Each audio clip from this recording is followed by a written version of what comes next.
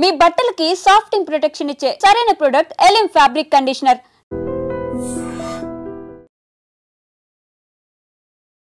Hi hello నమస్తే, welcome back to I dream media.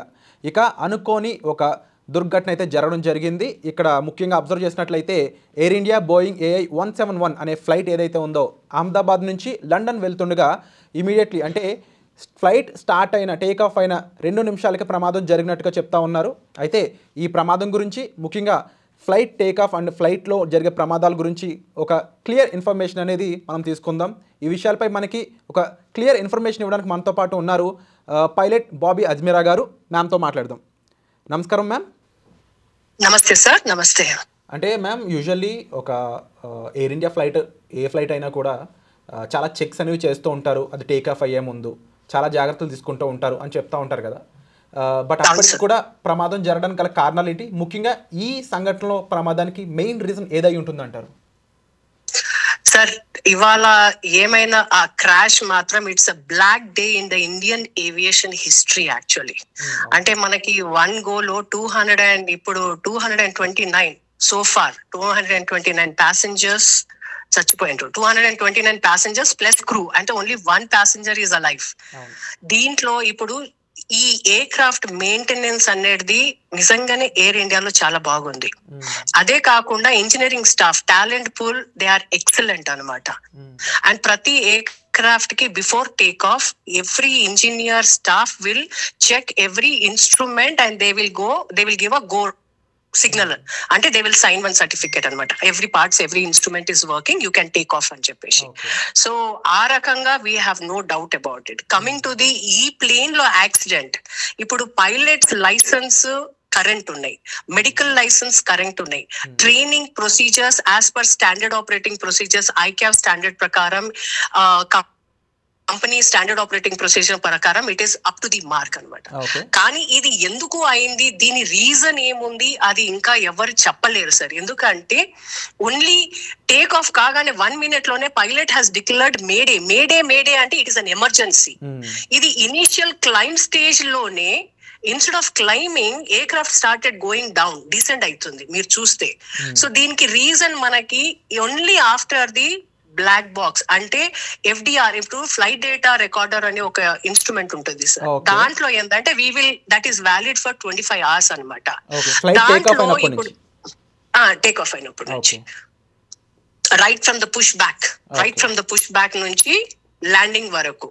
So దీంట్లో ప్రతి మైన్యూట్ అన్నమాట, ఎమర్జెన్సీ ఎక్కడ ఫెయిలియర్ ఉంది, ఏ సిస్టమ్ ఫెయిల్ అయింది, ఏం హెడింగ్ ఉంది, ఏం యాటిట్యూడ్ ఉంది, ఏం ఆల్టిట్యూడ్ లో అది టర్న్ అవుతుంది, హెడింగ్ అంటే స్పీడ్ ఎంత ఉంది, everything is recorded in it. So and take off ముందు మనకి ఫ్లైట్ డిస్పాచ్ నుంచి we will get the weather details, we will get the flight path details, we will get the based on the speeds, మన fuel calculations అన్ని ఉంటాయి అనమాట. So we need not worry. ఇది ఇంకొకటి మనకి CVR అని ఉంటుంది అనమాట. That is like cockpit voice recording. That validity is only for 2 hours. అంటే కాక్పిట్ లో పైలట్స్ ఏం మాట్లాడతారు కూడా దాంట్లో రికార్డింగ్ అయి ఉంటుంది. సో ఈ సందర్భంలో ఇప్పుడు తెలిసిన విషయం ఏంటంటే investigation team has captured the black box. They have to investigate. దాని తర్వాతనే మనకు తెలుస్తుంది what is the actual reason. It is too early to talk about the what is the emergency, what has happened. It might be a engine failure, it might be a bird hit, it might be a other instrument. We really don't know what is what. And ముఖ్యంగా ఇది ఒక international flight journey అని చెప్పొచ్చు. And Ahmedabad to London, అందులోనూ 52 members London residents అనేది ఉండడం జరిగింది. అయినప్పటికీ కూడా ముఖ్యంగా ఒక ఇంటర్నేషనల్ ఫ్లైట్ టేక్ ఆఫ్ అవుతుంది అన్నప్పుడు ఇలా ఫ్లైట్ ఇష్యూ జరిగినాక కమాండింగ్ ఆఫీస్ ఏదైతే ఉంటుందో కంట్రోల్స్ అనేవి ఎవరి చేతిలో ఉంటుంది? మేజర్గా పైలట్సే దానికి జాగ్రత్తలు తీసుకోవడానికి మెయిన్ రీజన్ ఏమైనా స్కోప్ ఉంటుందా, లేకపోతే కమాండింగ్ ఆఫీస్ దగ్గరలో ఉన్న దగ్గర నుంచి ఏమైనా దాన్ని కంట్రోల్ చేసే ఛాన్సెస్ ఉంటాయంటారా? లేదు సార్. ఇప్పుడు కాక్పిట్ లో 2 క్రూ ఉంటారు అనమాట. ఒకటేమో కెప్టెన్ ఉంటాడు, ఇంకొకడేమో అసిస్ట్ చేస్తా ఉంటాడు, కో పైలట్. సో ఇప్పుడు ఒకటి ఏంటంటే he will be doing the communication while the whole route అనమాట. అండ్ ఒక ఆయనేమో ఫ్లై చేస్తాడు. So that particular flight the person who flies is the commander of the flight. So it can be some times ఏమైపోతుంది అవుతుందంటే ఇద్దరు commanders ఉంటారు, some times ఏమో ఒక కమాండర్ ఒక కో పైలట్ ఉంటారు. కాబట్టి ఈ ఫ్లైట్ లో మాత్రం ఒక కమాండర్ అండ్ ఒక కో పైలట్ ఉంటారు. So the captain is the commander of the flight and no captain wants to die sir. Nobody wants to die whether it is a domestic or international flight. It is a very bad thought that today these things are happening. మనకు అయింది కానీ అది ఏమైందో we have to still look into it. ఇంకొకటి ఏంటంటే ఇప్పుడు Boeing 787 Dreamliner is an advanced technology. Performance wise advanced ఉంది. దీనికి అన్ని రకంగా it is the latest అన్నమాట. So but still what happened అనేది nobody has a clue. And more over Bobby Ajmeera గారు, అండ్ జనరల్గా ఫ్లైట్ ల్యాండింగ్ ఇలాంటి సిచ్యువేషన్లో ఉన్నప్పుడు అక్కడ ఉన్న సిచ్యువేషన్లో ఇది రైట్ నౌ ఒక మెడికల్ కాలేజ్కి సంబంధించిన హాస్టల్ మీద ల్యాండ్ అయినట్టయితే క్లియర్గా మనకి పిక్చర్స్ అన్నీ కూడా తెలుస్తూ ఉన్నాయి. బట్ ఆ ల్యాండింగ్ కూడా అంత కష్టంగా ఉంటుందా, ఎలా ఉంటుంది, దాని గురించి కాస్త ఐడియా ఇస్తారా? సార్ ఇది ల్యాండింగ్ కాలేదు సార్, లెట్ us అండర్స్టాండ్. ఇది ల్యాండ్ కాలేదు, aircraft has dropped completely out of control అని చెప్పొచ్చు అంటారు. కంప్లీట్లీ ఎమర్జెన్సీ, ఇంకా అవుట్ ఆఫ్ కంట్రోల్ అంటే there might be you cannot అన్నమాట. It is just take off mode లోనే ఉంది అది. సో అది కెప్టెన్ కి కూడా బై ద టైం, ఎందుకంటే 600 feet by the time he could really connect it, flight is down. Fraction of second లో flight down ఉంది కాబట్టి they might be also in the shock. And వాడి ఏటీసీ కి captain mayday mayday అని అనే captain కి ఆయన రెస్పాండ్ చేసే వరకు we are nowhere, we are in the ground. అంటే ఆ టైంలో ప్యాసింజర్స్ ని కూడా కాపాడలేని టైంలా కనిపిస్తుంది మీరు చెప్తున్న, చాలా ఫ్రాక్షన్ ఆఫ్ సెకండ్స్ లా కనిపిస్తుంది. అన్ఆంటిసిపేటెడ్ యాక్సిడెంట్ ఇది, అన్ఆంటిసిపేటెడ్ యాక్సిడెంట్ ఇది. So very critical. అది ఏమైంది, ఎలా అయింది కూడా we don't know. It is a very sad thing. మనకు ఇన్వెస్టిగేషన్ టీమ్ అది మొత్తం ఇన్వెస్టిగేట్ చేసిన తర్వాతనే we will know what is the technical issue అని. అంటే హిస్టారికల్ గా కానీ లేకపోతే ఒక బ్యాక్ డేటా చూసుకున్నట్లయితే ఇలాంటి ప్రమాదం ఎప్పుడైనా జరిగిందా, ముఖ్యంగా దానికి పాసిబుల్ రీజన్స్ ఏ ఉండే ఛాన్సెస్ ఉన్నాయంటారు? సార్ ఇప్పుడు జనరలీ ఏంటంటే జరిగిన ఇన్సిడెంట్స్ చాలా తక్కువ, ఎందుకంటే మనకి as per the data aviation mode of travel is the very safest travel. And technology కూడా it's a very advanced technology కాబట్టి అండ్ ఇన్సిడెంట్స్ కూడా అయినాయి. బట్ ఈచ్ ఎయిర్ క్రాఫ్ట్ కి డిఫరెంట్ రీజన్స్ ఉన్నాయి. There is no pilot error in it, it is an machine error. ఎందుకంటే అది machine sir. మనం ఇప్పుడు కార్ తీసుకొని ఇంటి నుంచి బయటికి వెళ్ళినప్పుడు కార్ నడుస్తుంది, సడన్లీ కొంచెం దూరంతో పోయిన కార్ ఆగిపోతే వీ డోంట్ నో కదా, we have to call the helper or technician. So unless and until we examine what has happened, it is too early to talk about it. And ముఖ్యంగా monsoon season అనేది వస్తూ ఉంది. ఈ టైంలో కూడా కొన్ని roots అనేవి ఆపుతూ ఉంటారు. క్లైమేటిక్ రీజన్స్ కూడా ఈ ప్రమాదానికి సంబంధం లేకుండా నేను అడుగుతుంది జనరిక్గా, క్లైమేటిక్ రీజన్స్ అనేవి కూడా ఎక్కువ రోల్ ప్లే చేస్తాయి అంటారు కదా సార్? క్లైమేటిక్ రీజన్స్ ఎక్కువ ప్లే చేస్తుంది డెఫినెట్లీ. మేము ఫ్లైట్ పాత్ అని మా రూట్ కి ఈ destination A to destination B కి వెళ్ళేటప్పుడు it is a fixed route plan అనమాట. సో వీళ్ళు టేక్ ఆఫ్ అప్పుడు weather is good, ATC permission ఇచ్చింది కదా for the take off. So the weather is good, so we cannot count for the weather also, we cannot claim weather is bad and all that stuff. So నేను ఇప్పటికీ అదే అంటున్నాను, it is not the weather, it is a technical issue. ఆ ఏం technical issue ఉందో మనకి ఎవరికి తెలియదు unless and until it is too early. It is very early to talk about it. Yeah, so ఓవరాల్గా చూసుకున్నట్లయితే ముఖ్యంగా బాబీ అజ్మీరా గారు చెప్పిన ఈ విషయాలు కూడా పరిగణలోకి తీసుకున్నట్లయితే ఇంకా అసలైన ఇన్వెస్టిగేషన్ జరిగాక వచ్చే నిజాలు ఏ విధంగా ఉంటాయి, అండ్ ముఖ్యంగా ఇక్కడ పైలట్ తప్పిదం అయితే లేదు, కానీ మిషన్ అనేది ఈ రకంగా మారడానికి లేకపోతే ఈ రకమైన తప్పిదం జరగడానికి ఆ మిషన్లో ఏం జరిగింది అనేది కూడా తెలుసుకోవాల్సిన అవసరం అయితే ఇంకా ఎంతో ఉంది. అండ్ బాబీ అజ్మీరా గారు ఇప్పుడు ఓవరాల్గా ఈ ఫ్లైట్ గురించే చూసుకున్నట్లయితే దీని కెపాసిటీ కానీ లేకపోతే దీని ఇంజిన్ పరంగా కానీ ఏదైనా స్పెసిఫికేషన్స్ చెప్తారా మామూలు ఎలా ఉంటుంది ఎయిర్ బోయింగ్ అనేది? అంటే ఇప్పుడు బోయింగ్ 787 Dreamliner అనేది దీని కెపాసిటీ ఆల్మోస్ట్ 300 వరకు ఉంటుంది సార్. అంటే డిపెండ్స్ అనమాట. సో దీనికి ఈ ఎయిర్ క్రాఫ్ట్ కి 300 వరకు, 300 లో మనకి 242 టోటల్ ప్యాసింజర్ ఎందుకు అంటారంటే మనం ఏటీసీ లో ఈ డేటా ఇవ్వాలి, how many passengers are on board. So that includes even the captain and cabin crew. That is the total passenger. So ఈ టోటల్ ప్యాసింజర్, ఈ కార్గో లోడ్, ఈ రన్వే అవైలబిలిటీ, దీని మీదనే we decide all the air speed and all that stuff. So that is not at all a constraint actually. ఈ aircraft తోని కూడా problems లేదు actually. 787 Dreamliner ఇప్పటి వరకు మన ఇండియాలో అసలు కాలేదు. This is the first incident to my knowledge. Okay. And ఈ బ్లాక్ బాక్స్ గురించి మీరు ఇక్కడ మెన్షన్ చేయడం జరిగింది, కాస్త దాని గురించి కూడా క్లుప్తంగా చెప్తారా? సార్ ఈ బ్లాక్ బాక్స్ అనేది it is nothing but the aircraft లో ఏమైనా మాల్ ఫంక్షన్ ఉన్నప్పుడు ఈ బ్లాక్ బాక్స్ లో ఇండికేట్ అవుతుంది అనమాట. ఈ బ్లాక్ బాక్స్ ఏంటంటే it includes of flight data recording. ఈ ఫ్లైట్ పాత్ మనకి డెస్టినేషన్ A to B వెళ్ళేటప్పుడు ప్రతి minute data will be recorded in it అనమాట. You don't have to record, it is recorded automatically. And దీనికి validity 25 hours ఉంటుంది. అదే కాకుండా మీరు ఎయిర్క్రాఫ్ట్ కి పార్కింగ్, ఇప్పుడు టాక్సీ స్టార్టింగ్ నుంచి ల్యాండింగ్ వరకు ఆ కాక్పిట్ లో కూడా అది flight data recording, flight details చెప్తారు. ఇది కాక్పిట్ లో 2 captains ఏం మాట్లాడుతుండ్రు అది cockpit voice recording. So that is also valid for 2 hours. So ఈ డేటాకి మనం బ్లాక్ బాక్స్ అంటాం. ఈ బ్లాక్ బాక్స్ లో ఇన్ఫర్మేషన్స్ అన్ని ఉంటాయి అనమాట. సో దీంతోనే మనకి తెలుస్తుంది ఏం ఇష్యూ ఉంది, ఏం టెక్నికల్ ఇష్యూస్ ఉంది. అంటే హెడ్డింగ్ లో ప్రాబ్లం అయిందా, ఇంజిన్ ఫెయిల్ అయిందా, లెఫ్ట్ ఇంజిన్ ఫెయిల్ అయిందా, రైట్ ఇంజిన్ ఫెయిల్ అయిందా, లేకుంటే బోత్ ఇంజిన్స్ ఫెయిల్ అయిందా, లేకుంటే బర్డ్ హిట్ అయిందా, లేకుంటే ఇంకా ఏమైనా మాల్ ఫంక్షన్ అయిందా, వాట్ ఈస్ ద ఇష్యూ. ఇప్పుడు టేక్ ఆఫ్ అప్పుడప్పుడు ఏమైపోతుంది అంటే ల్యాండింగ్ గేర్ కూడా ఇప్పుడు చేయడానికి you have, so landing gear switch పెట్టినా కూడా అది స్టక్ అప్ అయిపోయింది, లో ఆల్టిట్యూడ్ ఉండే, స్పీడ్ తక్కువ ఉండే. So it is all factors we don't know. So there are so many factors which are involved in it. అందుకోసం ఏమంటున్నా అంటే it is too early for us to decide. Okay, so ఎవరు responsibility అని చెప్పడానికి కూడా ఇప్పుడు టైం అయితే correct కాదని చెప్తవచ్చు. అండ్ మరీ ముఖ్యంగా ఆఫ్టర్ ఇన్వెస్టిగేషన్ యూజువల్లీ ఇది ఎవరెవరి మీద, అంటే ఏ డిపార్ట్మెంట్స్ మీద మోస్ట్లీ ఫోకస్ ఉండే ఛాన్స్ ఉందంటారు? సార్ ఒకటేందంటే ఇప్పుడు ఫ్లైట్ లో డిపెండింగ్ అపాన్ ది, ఒకటేమో మనకి ఇంజనీరింగ్ డిపార్ట్మెంట్ ఉంటది, కాక్పిట్ ఉంటది, సో డిఫరెంట్ ఫ్యాక్టర్స్ ఉంటది, కార్గో ఉంటది, సిఆర్ఎం అంటే కింద ప్యాసింజర్స్ కూడా కార్గోది ఉంటది. So there are so many factors which are involved in it. ఇప్పుడు ఏంటంటే మనకి టేక్ ఆఫ్ అప్పుడు జనరల్లీ ఏంటంటే it's a very critical period. It is initial take off hardly 600 feet కి అది టైం అయింది. అంటే 1 minute లోనే the flight instead of climbing అది కిందికి వస్తున్నప్పుడే కెప్టెన్ రియలైజ్ అయిపోయి మేడే అని అన్నాడు. కానీ టైం లేదు, ఎందుకంటే ఫ్యూల్ ఫుల్ ఉంది, ప్యాసింజర్ ఫుల్ ఉంది, ఎయిర్క్రాఫ్ట్ క్లైంబ్ అయితలేదు. సో అది ఫ్రాక్చర్ మనకి ఎట్లా అంటే పైనుంచి బాల్ 27th floor నుంచి బాల్ పడేస్తే ఎంత ఫాస్ట్ గా ఇది అవుతుందో, అన్ఫార్చునేట్లీ అది మెడికల్ బిల్డింగ్ మీద పడ్డది sir. Completely gravitation hostel and lot of scientific reasons అని చెప్పొచ్చు.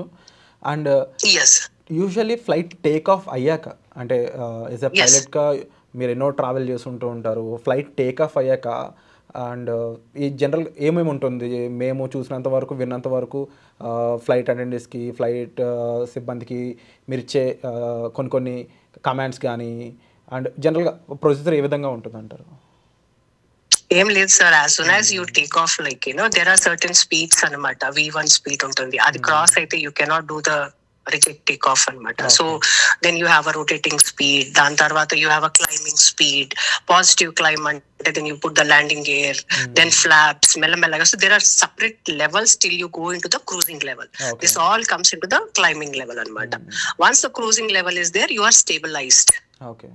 And once you reach your destination, you start descending with the ATC control and you tell anamata. So deentlo em ayipothundante in any phase of life there might be an emergency.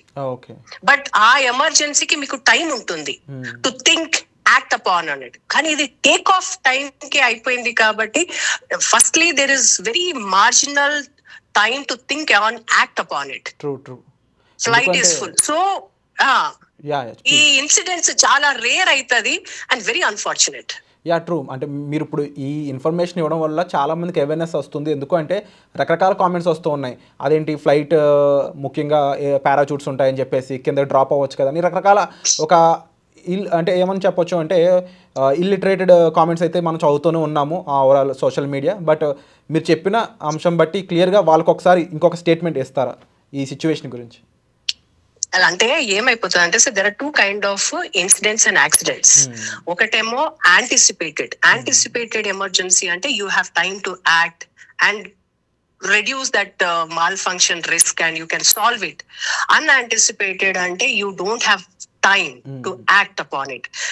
Incident lo it is an unanticipated ante during the time of climb only You don't know. You will be so busy in climbing, navigating, communicating anamata. So this is it comes under the pocket of unanticipated. Ippudu meer cheppindi during emergency, if in case of ditching or land appudu endante manaki adi untadi water appudemo akkada life jackets untadi, land appudemo slide rafts untayi manaki. So adi, but there is no, వాళ్ళు చెప్పినట్టు there is nothing much beyond that. Yeah. And ఓవరాల్గా చూసుకున్నట్లయితే ఒక ఇందులో 52 members London residents కానీ లేకపోతే మిగిలిన Indians అయి ఉండొచ్చు. అండ్ ముఖ్యంగా ex chief minister of Gujarat కూడా ఉండడం జరిగింది. అయితే ఇప్పుడు ఈ అంశం చాలా బ్లాక్ మార్క్గా మారే ఛాన్స్ ఉందంటారు ఇండియా మీద, and that to after Pakistan India conflict. Sir ఇది పాకిస్తాన్ ఇండియాకి ఏం కనెక్షన్ లేదు, బట్ ఇంటర్నేషనల్ గా మన మీద ఎలాంటి లేదు సార్. దిస్ ఇంటర్నేషనల్ అంటే Indian aviation and general aviation in abroad is 2 different things. But the incident, accidents are the reasons. ఎందుకంటే మిషన్ ఒకటే, ఎయిర్ క్రాఫ్ట్స్ ఒకటే, సో రూల్స్ ఆర్ ఒకటే. స్టాండర్డైజేషన్ ICAO రూల్స్ ప్రకారము everybody will follow the same rules, standard operating procedures. So this doesn't have anything to have an impact in the Indian market or US market or in the accidents. ఇప్పుడు ఎప్పుడైనా కావచ్చు sir, నేను అదే అంటున్నాను, accidents ఎప్పుడైనా కావచ్చు, ఎవరో అయినా కానీ ప్లాన్డ్ గా యాక్సిడెంట్స్ అవుతారంటే విల్ బి వెరీ కాషియస్.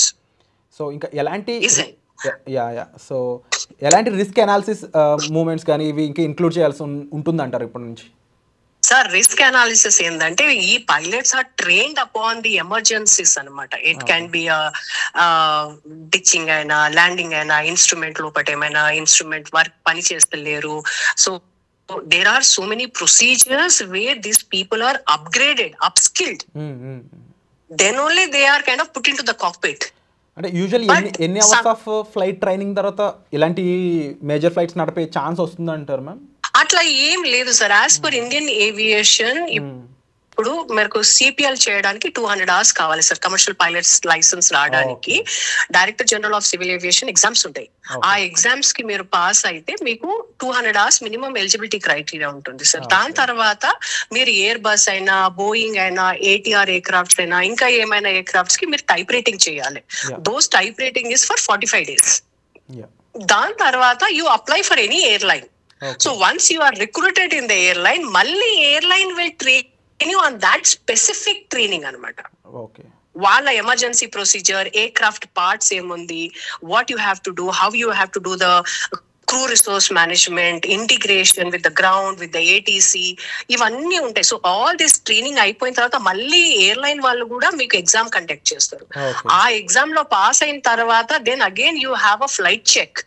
ఆ ఫ్లైట్ రూట్ చెక్ ఉంటుంది మీకు. ఆ దాని తర్వాత ఫైనల్ రూట్ చెక్ తర్వాతనే you will be released as a pilot, co pilot. So you will be released as a trainee pilot. So during that training pilot, they will be having lot of number of hours. Airline to airline it differs anamata. Dan tarvata you will be put as a co-pilot in the right seat. And then you will be assigned one mentor. Okay. You will be assigned one mentor. That mentor will be always kind of guiding you, mentoring you. So this is a very systematic, scientific way of training which is happening into the aviation segment. Okay. So ఇక్కడ చాలా క్లియర్గా అర్థమవుతుంది వాళ్ళు ఎంత training undergone అవుతారు అనేది. అంతేకాకుండా ముఖ్యంగా బాబీ అజ్మీరా గారు చెప్పిన విషయాలను బట్టి అబ్జర్వ్ చేస్తే యాక్చువల్ ఫ్యాక్ట్స్ అనేవి ఇంకా తెలుసుకోవాల్సిన అవసరం ఉంది. And thank you so much for the important information ma'am. Definitely చాలా మందికి ఐ ఓపెన్ అవుతుంది దీన్ని బట్టి. సార్ ఇంకో ఇన్ఫర్మేషన్ చేయాలి. రీసెంట్ ఇప్పుడు లేటెస్ట్ ఏంటంటే there is one 11A passenger బతికి బయటపడ్డాడు. అంటే 242 passengers, total passengers, including crew and cockpit crew. There is one passenger who is live and who has been cleared, validated by the Commissioner of Police, and ఆయన నడుచుకుంటా వెళ్తుండు. So that is a miracle. That is the really అసలు eyebrows goose bumps వస్తున్నాయి అనమాట. ఇంత పెద్ద incident లో ఎవరు బతకలేరు అని అనుకున్నప్పుడు దాంట్లోకి వెళ్ళి ఒక ప్యాసింజర్ నడుచుకుంటా బయటికి వెళ్తుండే. This is a great miracle. True, ఎందుకంటే no one expect this thing. ఎందుకంటే మనం ఆ ఫ్లైట్ వీడియో ఒకసారి అబ్జర్వ్ చేసినట్లయితే బ్లాస్ట్ చూడొచ్చు, ఆ ఫైర్ చూడొచ్చు క్లియర్గా. ఆఫ్టర్ దట్ కాలేజ్ హాస్టల్లో ఫ్లైట్స్ ఎక్లాలు చూడొచ్చు. But how it is happen, is there any possible chances అంటారా? లేదు sir, zero chances sir. It's all the debris are scattered అక్కడ. ఇంకో బిల్డింగ్ మీద పడి వాళ్ళు చచ్చిపోయినరు పాపం. And the air craft was full with fuel. Take off కదా, 10 hours ఫ్లైట్, 10-11 hours ఫ్లైట్ కి ఫుల్ ఫ్యూల్ తీసుకుంటారు. ప్యాసింజర్స్ ఉంటాయి, కార్గో ఉంటది. అసలు అది the way it fall down, the rate of speed of అది పడడం ఎట్లా ఉంటది అంటే సర్వైవల్ ఛాన్సెస్ ఆర్ 0%. కానీ దాంట్లోకి వెళ్ళి ఒక ఆయన లేచి బయటికి వచ్చి నడుచుకుంటా వెళ్ళడం అనేది మిరాకిల్. డెఫినెట్లీ ఆయన స్టేట్మెంట్ కోసం ఇప్పుడు ప్రపంచం మొత్తం ఎదురు చూస్తుందనలో డౌట్ లేదు. Absolutely. Actually one beautiful thing and one hope is ఏంటంటే ఒక ఆయన లేచి నడుచుకుంటూ పోతుండే. కానీ ద సాడ్ థింగ్ ఏంటంటే ఇండియన్ ఏవియేషన్ హిస్టరీలో ఈ ఇన్సిడెంట్ కావడం అండ్ సో మెనీ లైఫ్స్ ఒక్కటేసారి వెళ్ళడం, దాంట్లో ex-CM ఆఫ్ గుజరాత్ కూడా ఉన్నాడు. కాబట్టి it's a very sad information. True. But ఓం శాంతి, వాళ్ళందరి కోసం మనం నిజంగా ప్రార్థిద్దాం. అండ్ డెఫినెట్లీ ఇలాంటి ఒక క్రూషియల్ ఇన్ఫర్మేషన్ మాతో షేర్ చేసుకున్నందుకు thank you so much ma'am. Thank you sir. ఓం శాంతి సార్. నిజంగా ప్రస్తుతం ఉన్నటువంటి సమాజం దేనికి ప్రయారిటీ ఇస్తుంది? ఆర్థిక సంబంధాల చుట్టూ మాత్రమే తిరుగుతుంది. మళ్ళీ ఎన్నికలంగానే చాలా విరక్తి కలుగుతాను. మంచి అనిపిస్తుంది కదా, లేడీస్ కూడా ఛాలెంజింగ్ జాబ్స్ చేసినప్పుడు చాలా బాగుంటది. ట్రాఫిక్ అసిస్టెంట్స్ గా నియమించిన ట్రాన్స్జెండర్స్ అందరితో సాల్యూట్ చేయించుకుంటున్నారు. ఫుడ్ డెలివరీ ఇవ్వటానికి వెళ్ళినటువంటి డెలివరీ బాయ్ అనిల్ పై కళ్ళ ముందు